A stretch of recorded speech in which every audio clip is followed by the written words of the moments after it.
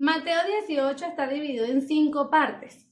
Se divide en 5 partes y estas partes tienen mucho que ver con nuestro yo interior y con nuestro prójimo. En muchas ocasiones nosotros pensamos que una buena autoestima es aquella que se resalta por sobre todos los demás y yo primero, yo primero. Una buena autoestima tiene un equilibrio donde colocamos las necesidades de nuestro prójimo, pero también viendo nuestro punto de vista. Tampoco es que nos vamos a nosotros a echar al olvido. La primera parte dice ¿quién es el mayor? Y vamos a leer Mateo 18, 1 al 5. En aquel tiempo los discípulos se acercaron a Jesús y le preguntaron: ¿quién es el mayor en el reino de los cielos? Llamando Jesús a un niño, lo puso en medio de ellos y dijo: de cierto os digo que si no os volvéis y os hacéis como niños, no entraréis en el reino de los cielos. Así que cualquiera que se humille como este niño, ese es el mayor en el reino de los cielos. Y cualquiera que reciba en mi nombre a un niño como este, a mí me recibe. Ante la psicología, el querer ser el mayor o el querer ponernos a nosotros como primeros es algo pues muy común. Por ejemplo, en la psicología eso significa buscar reconocimiento y respeto de los demás. Todos en este mundo queremos un reconocimiento y respeto. Es algo que el ser humano necesita. Pero en muchas ocasiones, como tenemos naturaleza, nuestra naturaleza es humana, queremos resaltar más y pasar por encima de nuestro prójimo. No es malo querer un reconocimiento. Es normal, es natural del ser humano querer un reconocimiento y el respeto de las demás personas.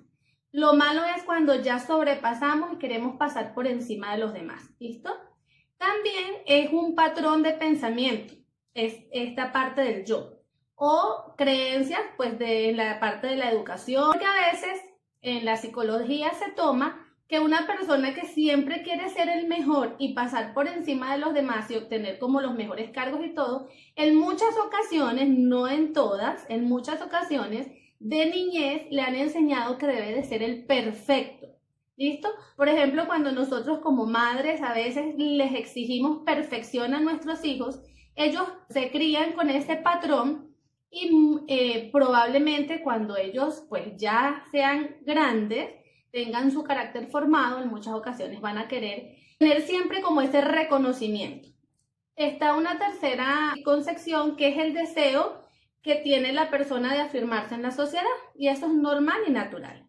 Pero entonces ahora lo llevamos a la parte espiritual. El Señor aquí nos da la clave. Los discípulos le estaban preguntando: ¿quién es el mayor en el reino de los cielos?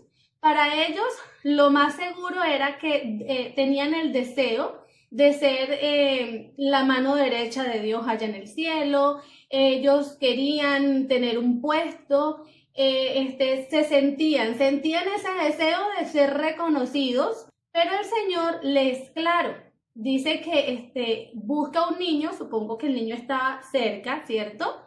Y dice que el que no es como ese niño no es el mayor. Hay algo, una característica esencial que el Señor muestra allí, y es el servicio.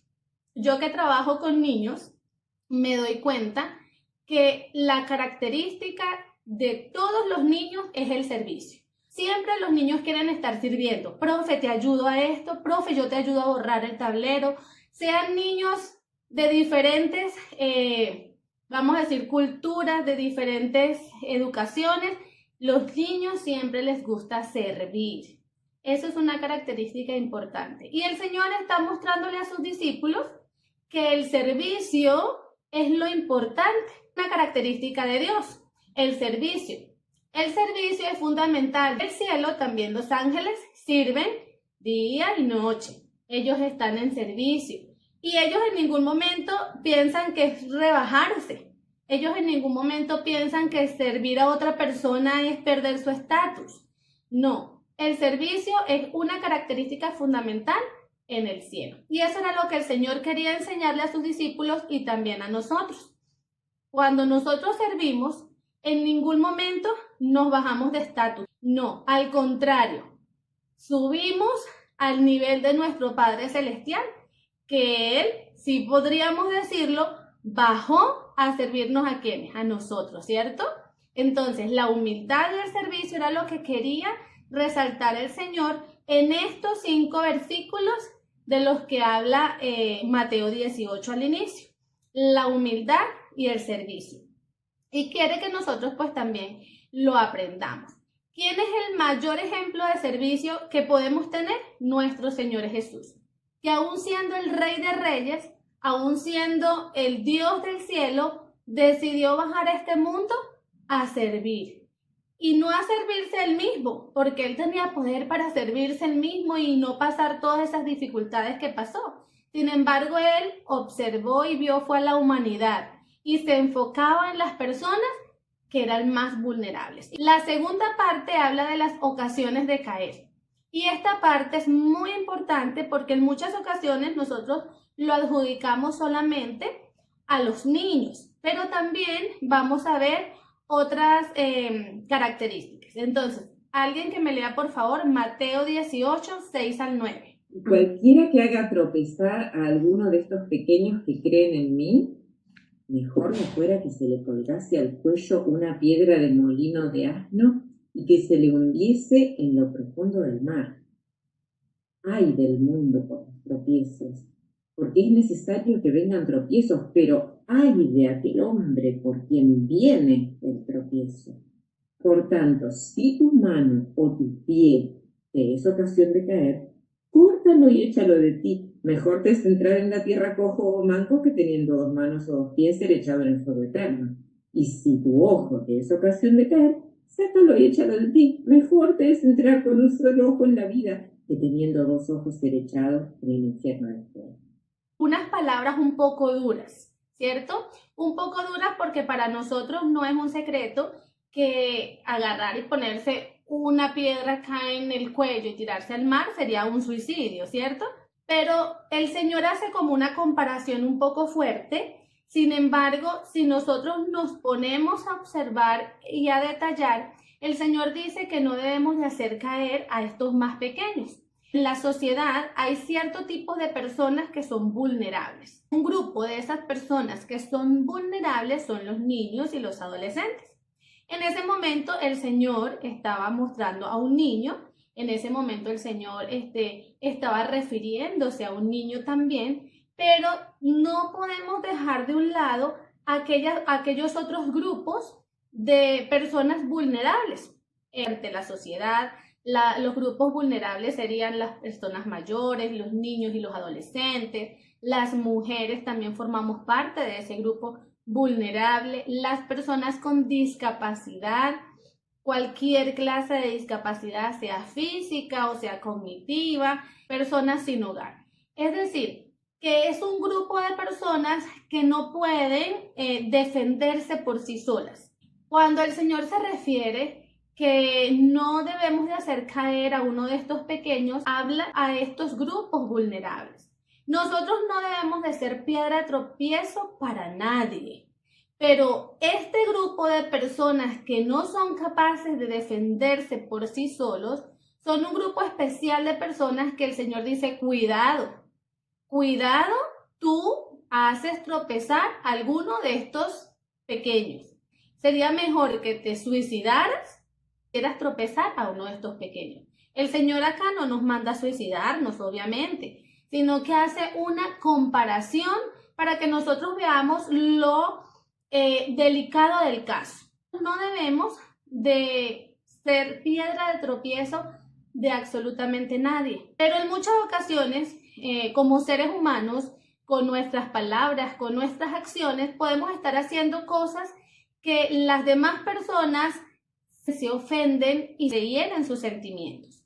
En muchas ocasiones nosotros logramos ver que hay personas que no vuelven más a la iglesia porque nosotros tuvimos una mala palabra hacia ellos o accedimos a un tipo de chisme o algo que no era conveniente. Tal vez si no tienen una base bien bíblica, bien espiritual, muchos de ellos se alejan. Nuestras acciones hacen que ellos tengan una distorsión de Dios. Y esas actitudes aunque para nosotros de repente no sean incorrectas o nos parezca que es muy normal, para esas personas sí pueden herirlas, y es una manera como a veces somos piedras de tropiezo para otros. El Señor nos dirige nuestra mirada al servicio al prójimo y hacerle el bien a los demás. Él nos ha llamado a eso, a que hagamos el bien. Es un mandato del Señor. En estos dos bloques, el Señor nos inspira o nos dice que debemos de ayudar y no ser piedras de tropiezo. Acá viene algo más global, que es la parábola de la ovejita perdida. Cuando nosotros hablamos de la oveja perdida, lo llevamos a aquellas personas que un día formaron parte de nuestra iglesia, pero que ahora no están en nuestra iglesia. Nos enfocamos en eso. Pero la parábola de la ovejita perdida va un poquito más allá. Vamos a leer Mateo 18, 10 al 14.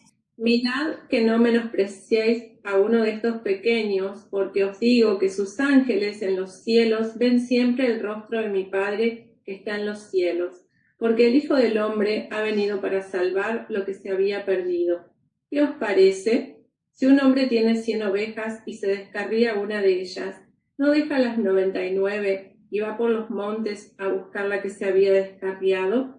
Y si acontece que la encuentra, de cierto os digo que se regocija más por aquella que por las 99 que no se descarriaron. Así, ¿no es la voluntad de vuestro Padre que está en los cielos que se pierda uno de estos pequeños? Allí vemos, la connotación principal que le damos no está mal, esa está muy bien.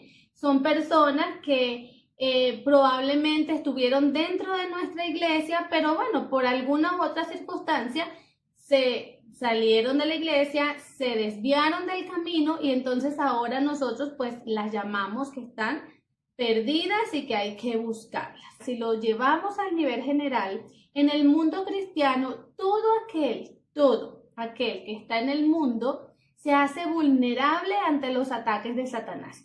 Tú y yo somos vulnerables ante los ataques de Satanás. Por nosotros mismos no podemos pelear con ese enemigo porque fracasaríamos. Tenemos que estar agarrados de la mano de Dios para poder entonces enfrentarlo y poder vencer, porque de resto no podríamos. Nuestro planeta Tierra es vulnerable ante esta situación. En el mundo, en el universo, Dios tiene una creación magnífica. Y no solamente nosotros estamos en el universo, hay muchos miles de planetas que están en el universo, muchos planetas que conocemos, o sea, hemos estudiado, pero hay otros que ni siquiera nuestra mente puede imaginarse que existen. Elena de White habla de que en muchos de esos planetas hay vida, solo que Dios no permite que el ser humano llegue allá. Nuestro planeta es el más vulnerable porque nosotros pues sí caímos, ¿sí? Nuestra raza humana sí cayó. Entonces nos hicimos vulnerables ante esos ataques.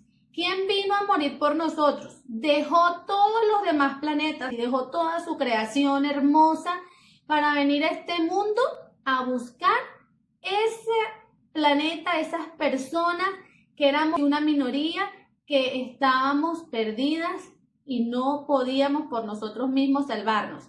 Vino el Señor Jesús, vino a morir por nosotros, nos rescató. Ahora nosotros, gracias a Dios, hemos sido salvos. Estamos en ese camino de la perfección. No somos perfectos, no lo hemos alcanzado todavía, pero estamos en ese camino. Y es ahora donde nosotros debemos de seguir ese ejemplo que el Señor nos ha dado. No somos dioses para salvar a nadie, pero sí podemos hacer el trabajo del pastor, de ir a buscar a aquellas personas que aún no conocen a Dios, que todavía están vulnerables ante los ataques de Satanás, porque todavía no conocen a ese Dios maravilloso que nos defiende, y aquellas personas que aún conociéndolos por sus flaquezas, pues se alejaron nuevamente. El otro bloque es cómo se debe perdonar. Y aquí ya entramos a un tema que está unido con el que veníamos hablando del servicio, veníamos hablando de no ser piedra de tropiezo, y ahora viene este que se enlaza.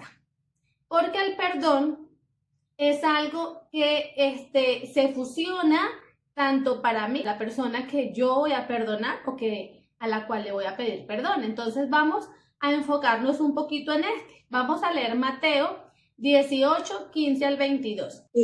Si tu hermano peca contra ti, ve, muéstrale su falta entre tú y él solo. Si te oye, habrás ganado a tu hermano. Si no oye, toma aún contigo a uno o dos, para que en boca de 2 o 3 conste toda palabra. Y si no los oye a ellos, dilo a la iglesia. Y si no oye a la iglesia, tenlo por gentil y publicano. Os aseguro, todo lo que atéis en la tierra será atado en el cielo, y todo lo que desatéis en la tierra será desatado en el cielo. Además, os digo que si 2 de vosotros se ponen de acuerdo en la tierra, todo lo que pidan les será hecho por mi Padre que está en los cielos. Porque donde están 2 o 3 reunidos en mi nombre, allí estoy yo en medio de ellos. Entonces Pedro se acercó y le preguntó: Señor, ¿cuántas veces tendré que perdonar a mi hermano si peca contra mí? ¿Hasta 7? Y Jesús le respondió: no te digo hasta 7, sino hasta 70 veces 7. Mateo 18 ya no lo sabemos de memoria, que cuando vemos a nuestro hermano en alguna situación que no es correcta, debemos de ir a hablar con él. Siempre lo repetimos y siempre lo tenemos en la mente, pero en muchas ocasiones no lo ponemos en práctica. Preferimos ir a donde el pastor y decirle: pastor, vaya y hable con el hermano porque es que yo lo vi haciendo esto, esto y esto. Y entonces nos saltamos esos pasos, pero cuando hablamos de este capítulo, de este bloque, aquí está más enfocado a la parte del perdón. ¿Qué es el perdón? El perdón es un proceso, mis hermanas y hermanos, emocional.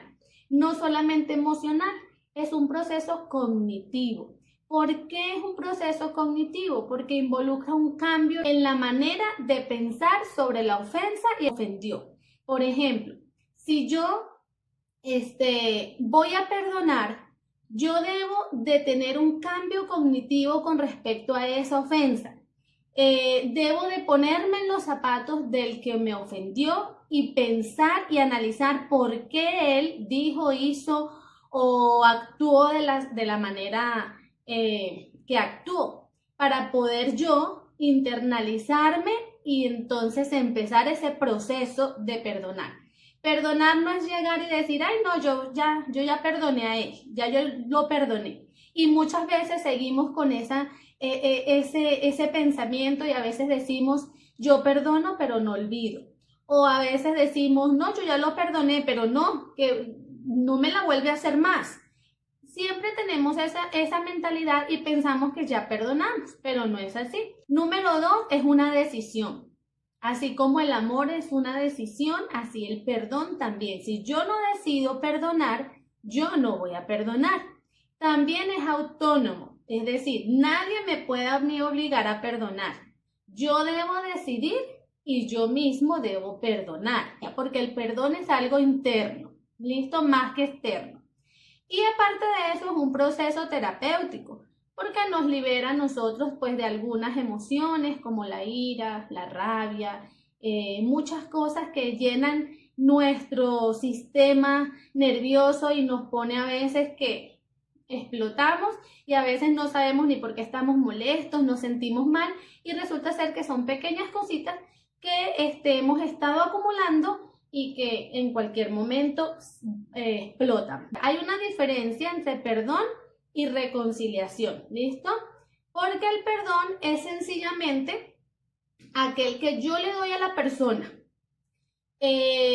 La persona me hizo algo y yo decidí perdonarla, la perdono. Puede ser que la persona ni siquiera le interese que nosotros la perdonemos. Puede ser que a la persona no le importe que nosotros la perdonemos.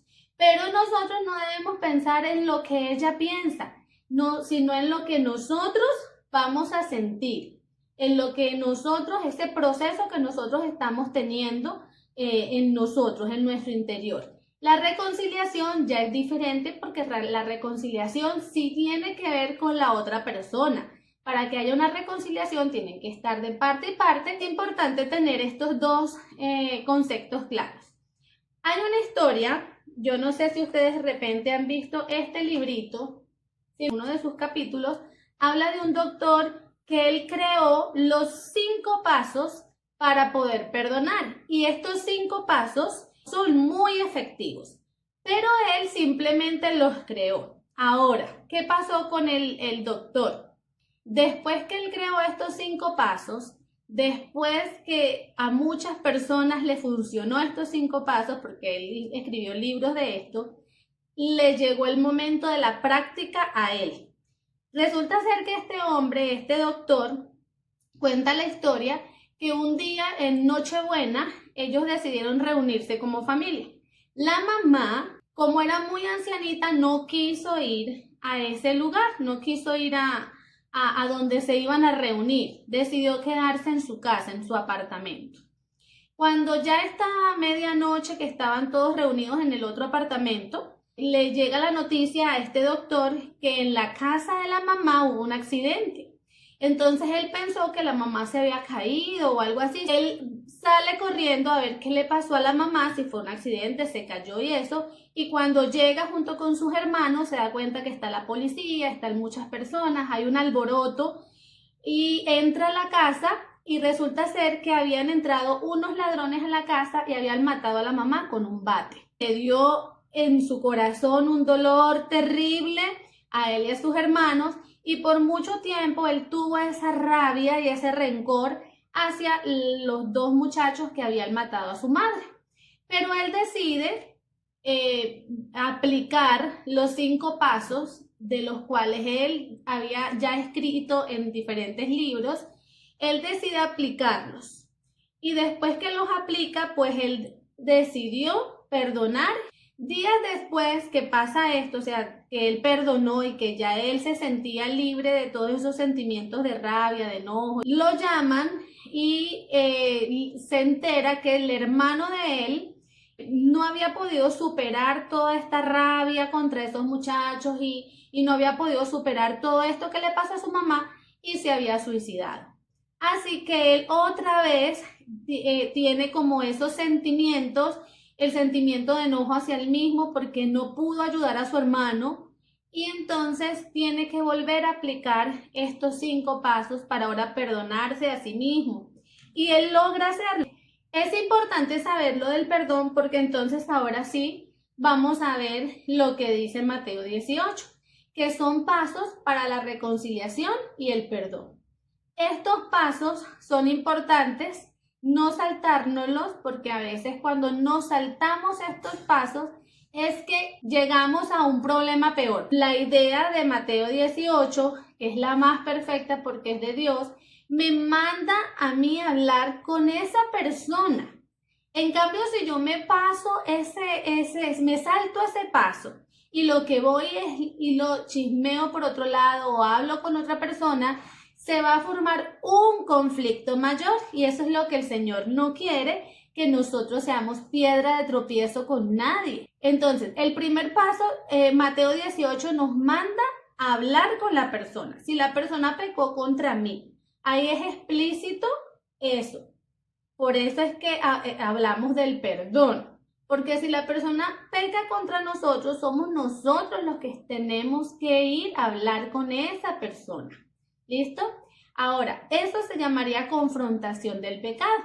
Yo hablo con esa persona, le pregunto por qué actúa así, qué pasa, trato de que haya una reconciliación. Ahora, si la persona no me escucha, yo debo llevar 1 o 2 testigos. Eso es para que conste de que yo estoy haciendo los pasos, de que yo estoy interesada en redimir a esa persona. Ahora, si la persona es muy orgullosa o testaruda, no quiere nada, realmente no le importa, ya entonces voy al tercer paso, que sería la acción de la comunidad.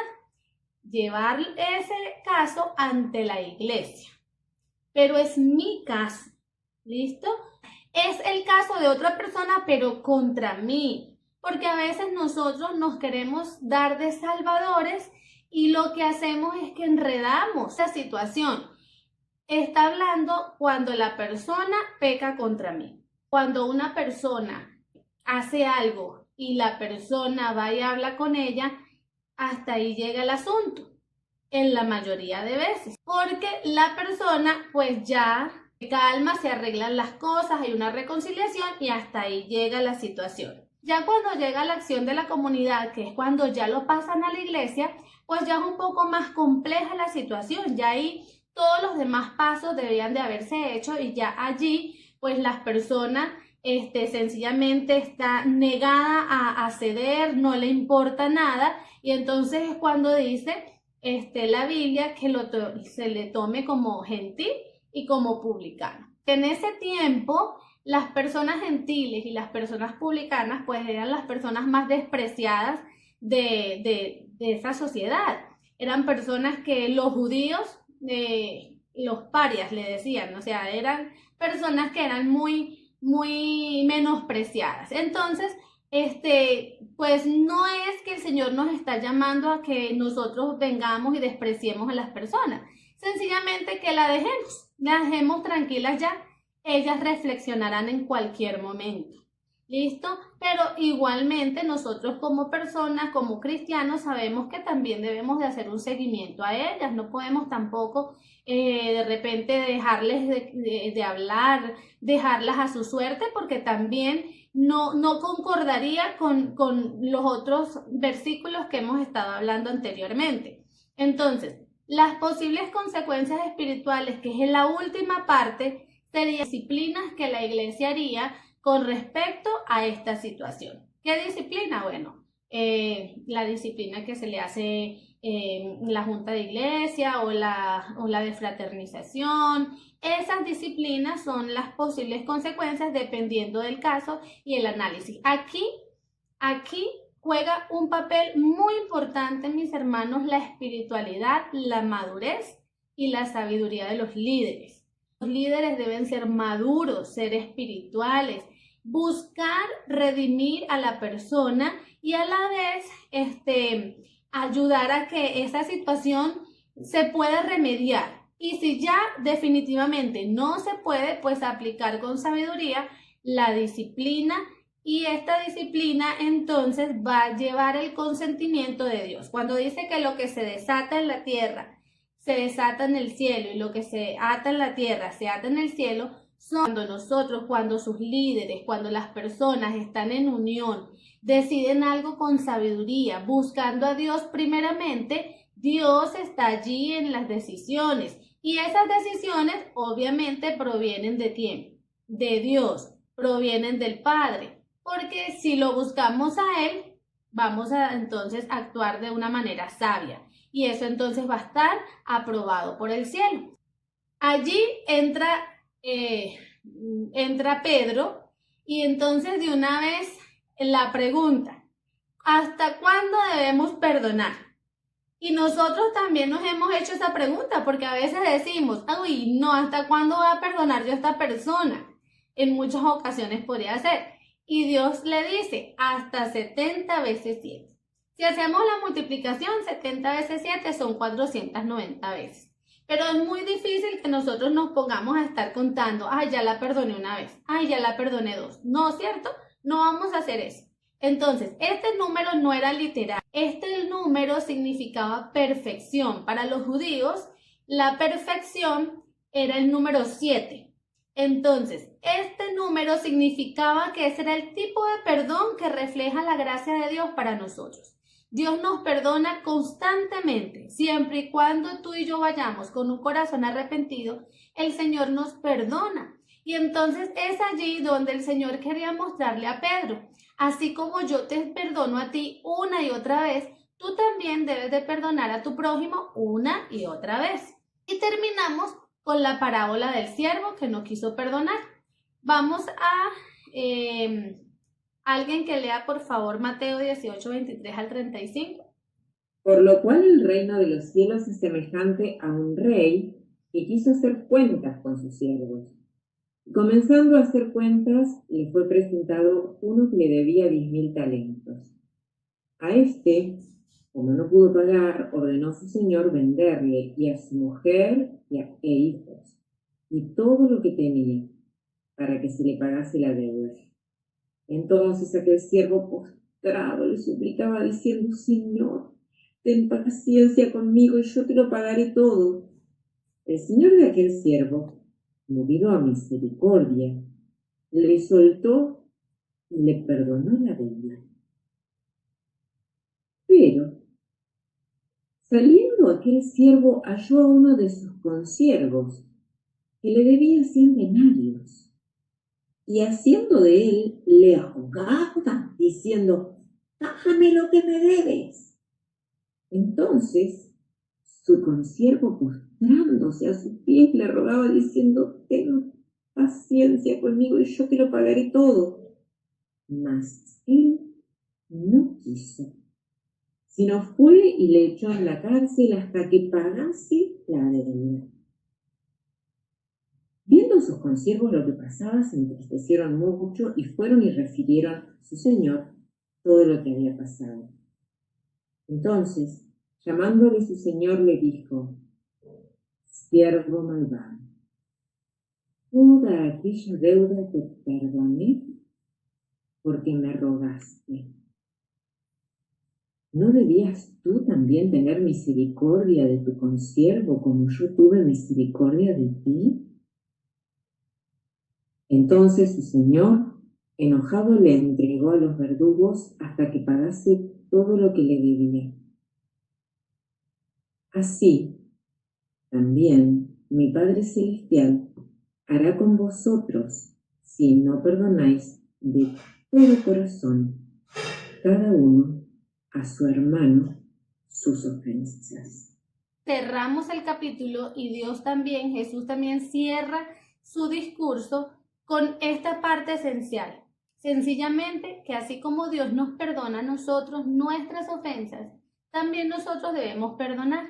La misericordia divina es para todos nosotros, ¿listo? Para todos.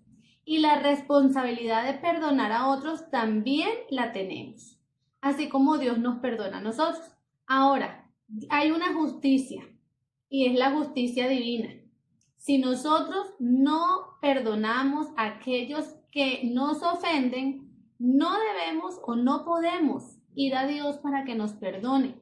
Él desea perdonarnos, pero también nosotros debemos de poner de nuestra parte, porque las cosas que nosotros le hemos hecho a Dios han sido a veces hasta más grandes que los pequeños conflictos que podemos tener nosotros aquí como seres humanos. Y el último parrafito dice que el perdón debe ser de corazón, porque normalmente nosotros decimos: ay, yo ya perdoné, pero es como para hacernos sentir, es un diálogo interno que nosotros a veces tenemos. Yo ya perdoné, pero recordamos y nos da la misma ira que el primer día. Eso no es perdonar.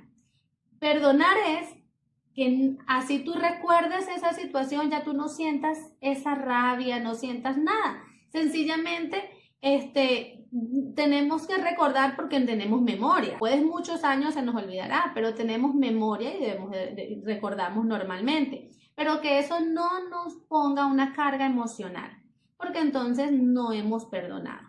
Entonces, este capítulo, si nos damos cuenta, habla de esa unión o esa función que nosotros debemos de tener de nuestro yo interior y de cómo podemos o cómo debemos de nosotros relacionarnos con nuestro prójimo, y esa relación que vamos a tener con nuestro prójimo nos va a llevar también a tener un bienestar, porque cuando nosotros no somos piedras de tropiezo, cuando nosotros somos serviciales, cuando nosotros somos humildes, cuando nosotros perdonamos a los demás, nosotros somos los más beneficiados. Y eso es lo que Dios quería enseñarle a sus discípulos y a nosotros también.